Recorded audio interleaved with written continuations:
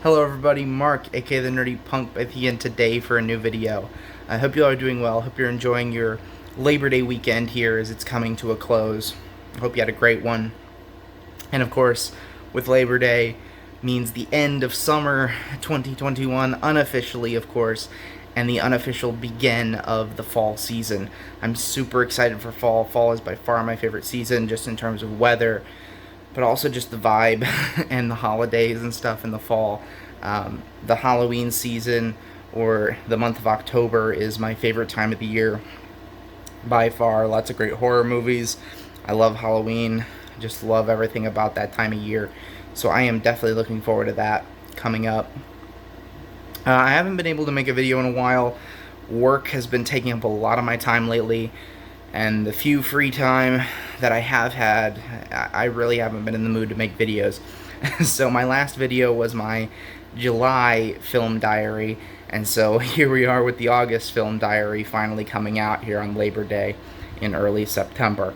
Like I said, I do plan on doing these videos. I'd like to get a few more videos out this month as opposed to, just the one. So definitely stay tuned, and as October approaches, I hope to have some horror movie content on the channel.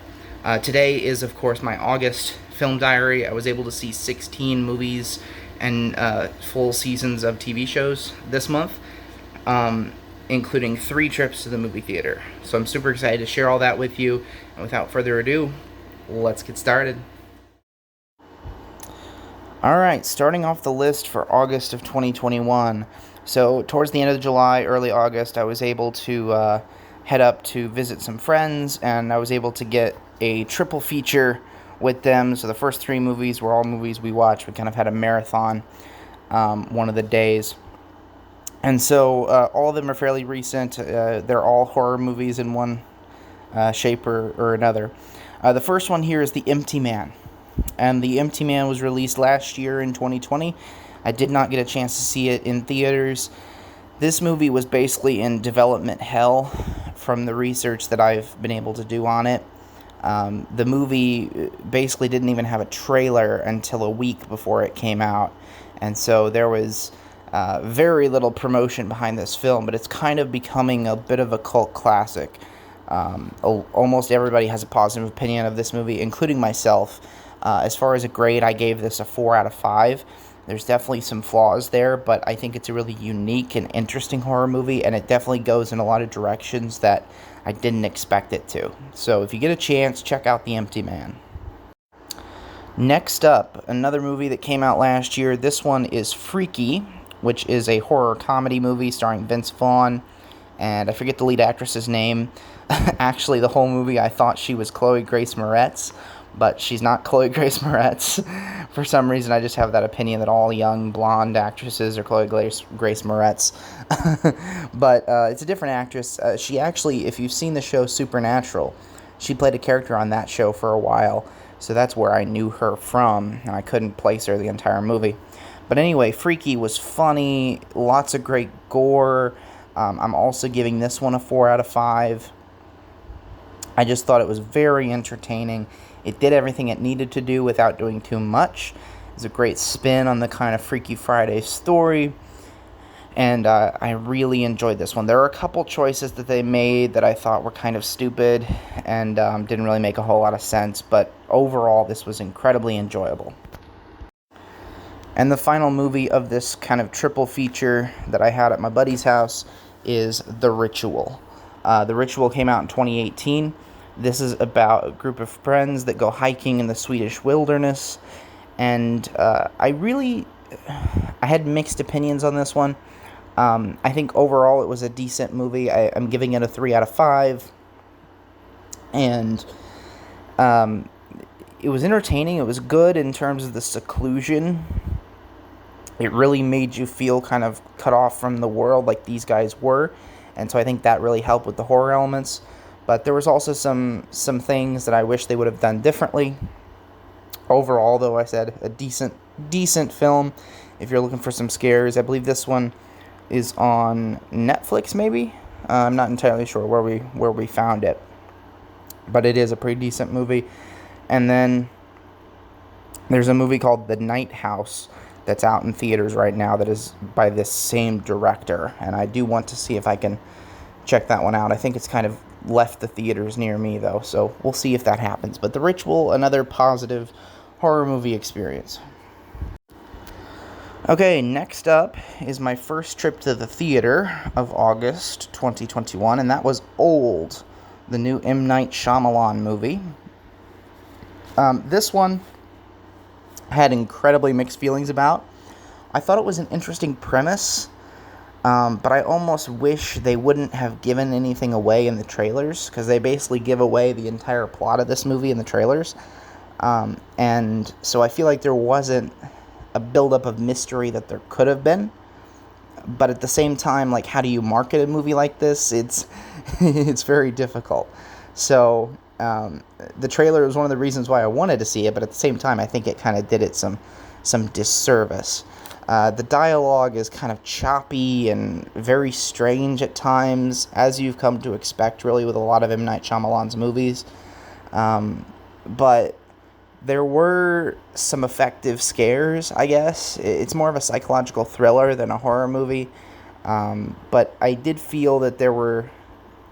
Overall, it was an enjoyable experience at the theater. Not something that I would rush out and buy when it comes to Blu-ray.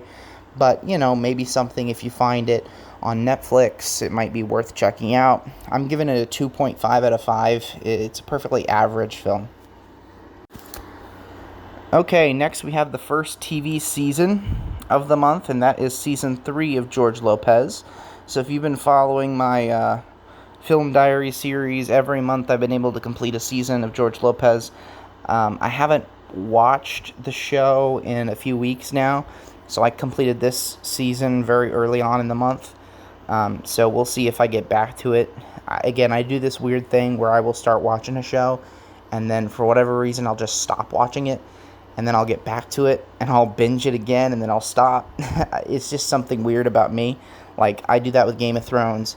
Every time I start watching Game of Thrones, I get addicted to it, and I'll watch, like, an entire season in 3 days, and then I'll just stop watching for, like, weeks. So, I don't know. It's nothing to do with the quality of the show. It's me. But anyway, George Lopez is a great comedy. Super underrated, something that I grew up with, so I've enjoyed revisiting it the past few months. Was able to get into Season 3, which I think is the best season so far of the series. Okay, next up is the second trip to the movie theater of the month, and that was the new James Gunn movie, The Suicide Squad. James Gunn coming over from Guardians of the Galaxy from Marvel. Now he's doing DC, a DC movie. And this is my favorite James Gunn movie, hands down. This is really James Gunn with no holds barred. Like, he got free creative control in this one.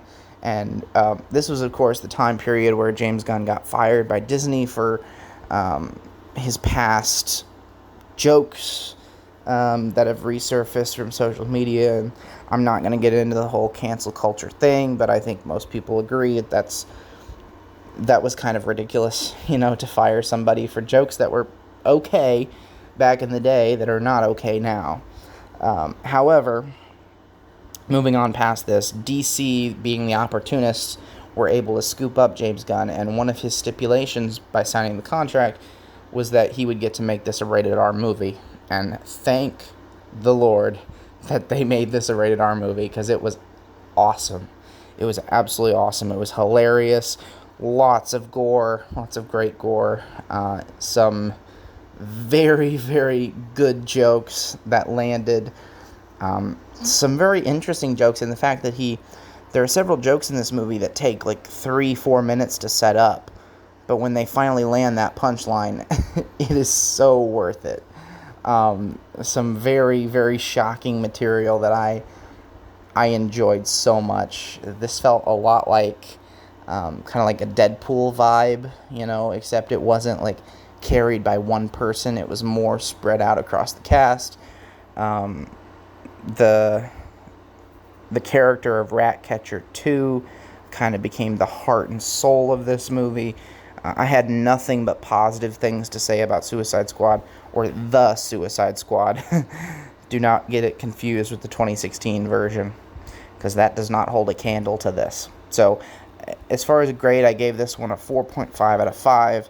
If you haven't seen it yet, I think it's still on HBO Max, but definitely this is one that I'm going to pick up on pretty much day one on Blu-ray. Okay, the next movie that I watched here for August 2021 is She's Out of My League from 2010. This is a romantic comedy movie starring Jay Baruchel and Alice Eve, and this is a really good movie. Very funny. It's one that I remember from my youth. I was about 14, 15 years old when this movie came out, and it is a surprisingly heartwarming movie for being kind of a raunchy comedy in a way, but it also has that romantic comedy vibe. And if I'm ever going to watch a romantic comedy, this is the top of my list. This is one of my favorite movies in that kind of world. I'm giving this as far of a grade of a 3.5 out of 5. If you haven't seen this one, it kind of flies under the radar. But if you haven't seen it, definitely give it a watch. It's on Netflix at the moment. So She's Out of My League. Next movie I was able to watch was also on Netflix, and that is Boogie Nights, released in 1997, directed by Paul Thomas Anderson. I was kind of underwhelmed with this. This film obviously has some cult status. Very good performances in this movie from Mark Wahlberg, a very early performance from him, as well as a great performance from Burt Reynolds. Philip Seymour Hoffman is also in this movie, so a fantastic cast, fantastic director. I don't know if I just wasn't in the right headspace for this, but it did not land with me like I expected it to land. So this is a movie that I feel like I need to revisit at some point, maybe whenever I'm in a different kind of mood, different vibe, because this just didn't land with me. As of right now, I'm going to give it a 3.5 out of 5, but like I said, I could see that score moving up because I've heard so many great things about this movie. I think I just need to watch it again. But for now, Boogie Nights.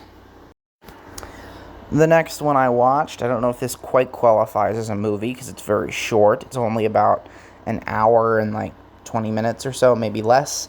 But this is called The Malice at the Palace, which is a Netflix original documentary. They do this series of documentaries. I forget what they're called, but they have a name, like an overarching series. But anyway, this is like a series of sports documentaries, like kind of short documentaries about different sporting events and kind of notorious nature of them. And of course, The Malice at the Palace was the brawl that occurred at the Palace of Auburn Hills in Detroit between the Pacers and Pistons and the Pistons fans back in the early 2000s. This is the fight that Ron Artest ended up running up into the stands and started punching fans, and fans were punching him, and it was a crazy event. And this documentary was very revealing. It revealed a lot of information that I didn't know before, so I really enjoyed it for that. Overall, it was well done. It was an entertaining documentary, and I'm giving it a 3 out of 5.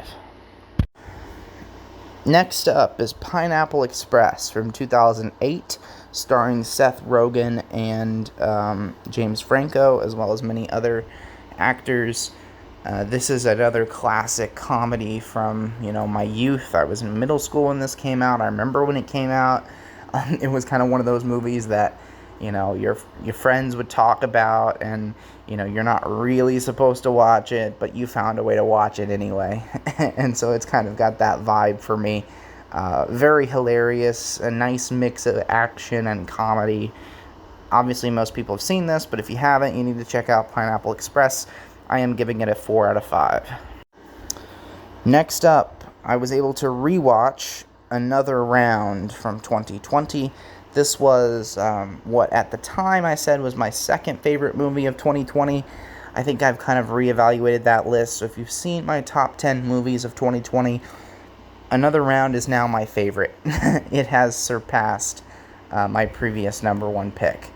Another Round is just a perfect comedy film that also deals with alcoholism, and not just the bad parts of alcoholism, but also the positive parts, and kind of just, it's very central to the place where it was made, which is Denmark, and the drinking culture in Denmark. And you really have to understand that in order for the film to really hit home. But it's one of the best representations of the joy and refinding like joy in life, and it's such an experience. Like it goes way beyond a comedy movie. You have to watch this if you've never seen it. It's called Another Round.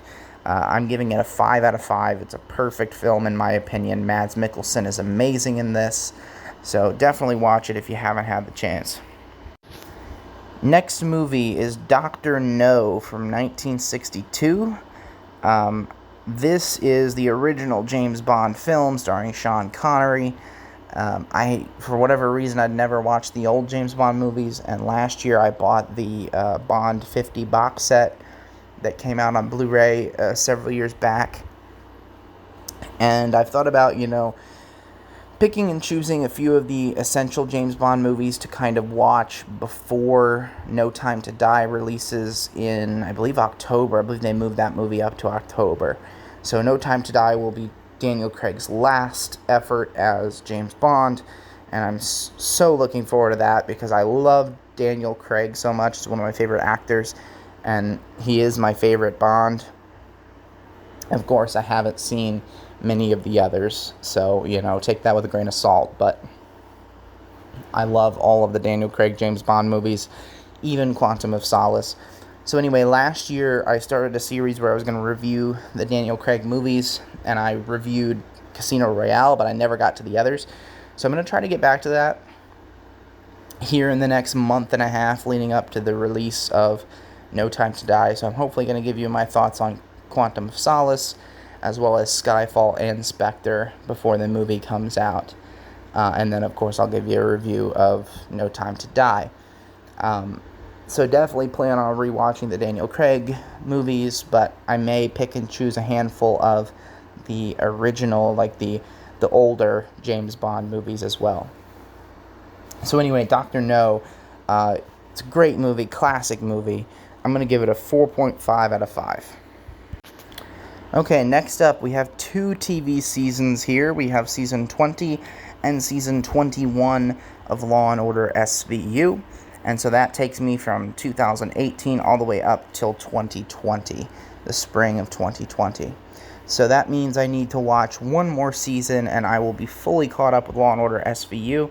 Season 22 premieres in late September. Season 23. Not Season 22, Season 23.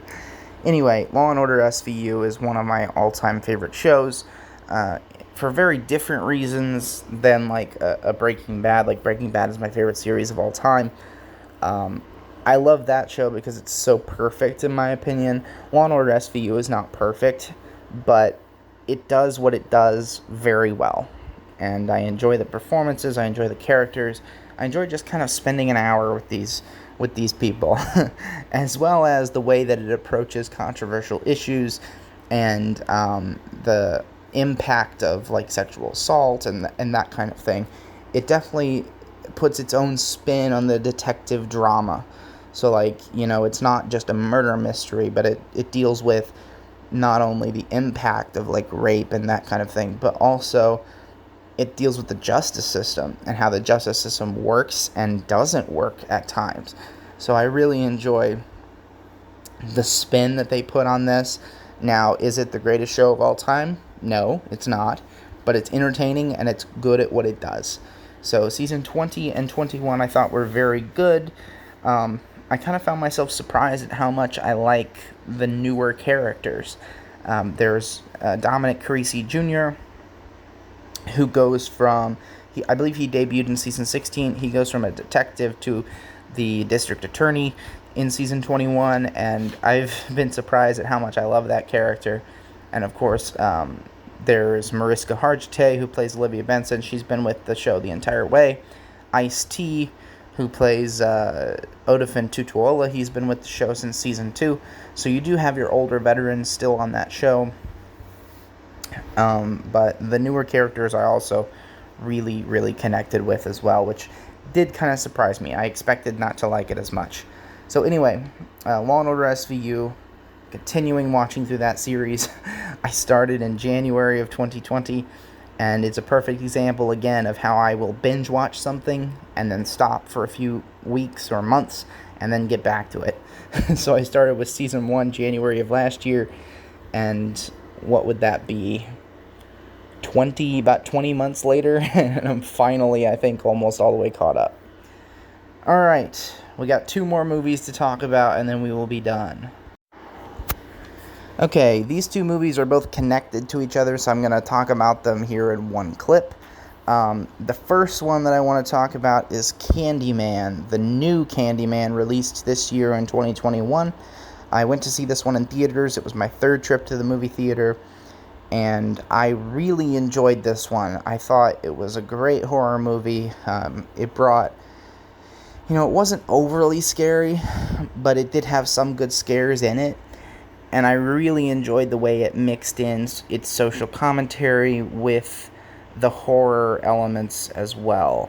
I thought it did a great job of delivering some social commentary on race relations, and specifically the subject of gentrification, and how cities have basically stolen neighborhoods from people of color. So I really enjoyed that aspect of the film, and I thought they did a much better job with that than they did with the original. So this is a rare case where I think, technically this movie's a sequel, but it's kind of like a soft reboot of the series. And I thought the main character, I forget his name, it'll come to me eventually, but anyway, I thought he did a great job in this movie, and he is a rising star in my opinion. He's going to be great. He's got a lot of big roles lined up for the next few years. So anyway, this is a rare case where I think kind of the reboot is better than the original. So I did watch the original Candyman right after watching the 2021 version. And I gotta say, like I said, I get why the original one has a cult status and why people love it, but I think the new version is better. I really do. There are certainly some flaws with each, and I'm ending up giving them both the same grade, but for different reasons. So I'm giving them both a 3.5 out of 5. I think there's definitely some flaws with each. And the new Candyman feels like they didn't fully flesh out all of the story. Like, it definitely feels like there should be 15-20 minutes of extra footage that got cut out of this film. And I think if they'd have put that extra footage in, it would be a better movie. And it would be light years ahead of the original, in my opinion. And again, I don't mean to make people mad who are huge fans of the original, but I enjoyed what they brought with the new one more. But the original is still a great horror movie. And the one thing the original has going for it that the new one doesn't is there's way more Tony Todd in the original. Tony Todd barely shows up in the new one, unfortunately. But the moment that he does show up is a pretty big one and a pretty awesome one. So anyway, I'm going to leave my thoughts there. Those are the 16 movies and TV seasons that I was able to watch in August of 2021. Looking forward to continuing this series. Like I said, this is my 3rd month doing this, so go ahead and leave me some feedback on maybe the video style, if it's working or not, what you think of this series. I know it's not getting a whole lot of views, so if you are watching this series, thank you very much. I do enjoy making these movies because it kind of gives me an idea of what I've been watching and why I watch what I watch, and it just helps me kind of keep track of what I watch on a daily basis, which I do like. And it also gives me a chance to kind of do mini reviews of movies as opposed to dedicating an entire video to a movie, which I will still do on occasion. If there's a major release, I may still do a standalone video for that. Alright, I'm going to quit yapping. I hope you all have a great rest of your weekend, and I will check in with you later. Bye.